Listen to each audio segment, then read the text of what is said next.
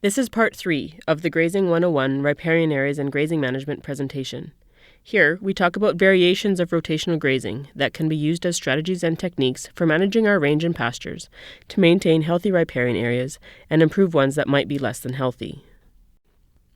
Rotational grazing is an option that is relatively simple and that everyone can implement with little effort into their operation.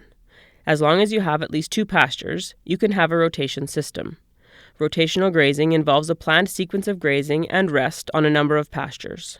Generally, it may require subdividing very large pastures into smaller units. However, it can work using existing pasture units or herding practices.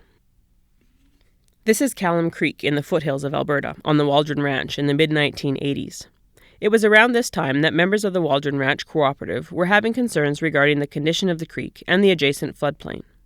As you can see, considerable bank trampling and erosion had occurred, and range condition on the floodplain was declining. Degraded floodplains also produce less forage than well-managed ones, such as seen here along Callum Creek under continuous grazing. By implementing deferred rotation, you can provide effective rest and better apply the key grazing management principles. Deferred rotation involves changing the sequence of use from year to year so that the grazing period is never the same 2 years in a row. It allows one pasture to be deferred or delayed in the spring or early summer, allowing that early season rest. This can be really useful to let native grasses get started growing and avoid the riparian area when it is wet and soft. The Waldron Ranch implemented a deferred rotation plan, and after 5 years, this is what Callum Creek looked like. After 8 years of deferred rotation, there was even more recovery, as seen here by the regenerating willows and sedges. Rotational grazing not only benefits the stream bank, but also increases forage in the floodplain. Deferred rotation can move you forward in recovery, but you still may have problems with hot season grazing, forage matures too much, and fall grazing, willows get browsed, so you might need more options.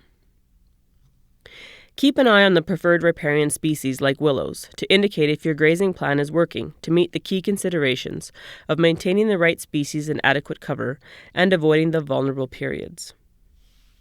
At Callum Creek, you can see the increase in willows over time as the deferred rotation was in place in the treatment field, but heavy use continued in the holding pasture. The Stauffer family has a livestock operation that borders on Beaver Hill Lake near Tofield that also uses a deferred rotational grazing system. Since 1983, they have developed an 8-pasture rotation on about 980 acres of deeded and crown lease land. 4 of these pastures are lakeshore and 4 are upland. In late May, the rotation begins in the upland pastures, which allows deferral of riparian ones until mid-July most years. After use, each pasture gets 6 weeks to 2 months of rest to allow for regrowth, then the grazing sequence is repeated. Since most of the pastures contain tame forages, this sequence keeps the plants in a productive vegetative state. The sequence of pasture use changes between years depending on pasture readiness and moisture conditions. There are reference areas in each pasture to gauge utilization to meet a goal of 50%, take half, leave half. After September 30th, cattle are moved to hayland and crop stubble. Water development facilitates this rotational system. Water is pumped from 3 fenced dugouts to troughs that are located so each supplies water to more than one pasture. This has increased water quality for livestock and has almost eliminated foot rot, which was a chronic issue when livestock watered directly from the lake. Prior to 1983 and the development of the cross-fencing, this was mostly one large pasture. It was very difficult to control livestock distribution and utilization. Water supply was limited in the uplands, and cattle parked on lakeshore areas. Investing in this grazing system has provided the Stauffer family with higher beef production, more control of livestock, drought-proofing, and a healthy lakeshore. Forage production from riparian areas is often disproportionately high relative to the area they cover. In fact, in a riparian pasture like this, the riparian area may make up only 50% of the area, but provide 80% of the forage. It is important to manage the area carefully to maximize forage and plant vigor for the producer and for wildlife.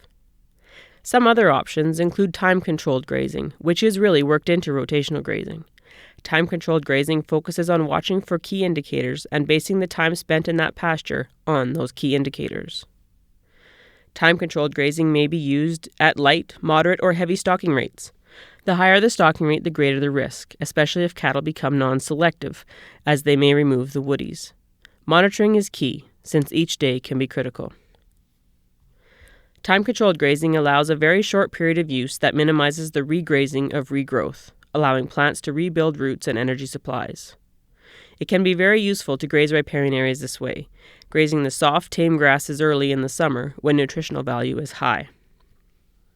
This shows an example of recovery using time-controlled grazing on the Bar S Ranch and Mosquito Creek.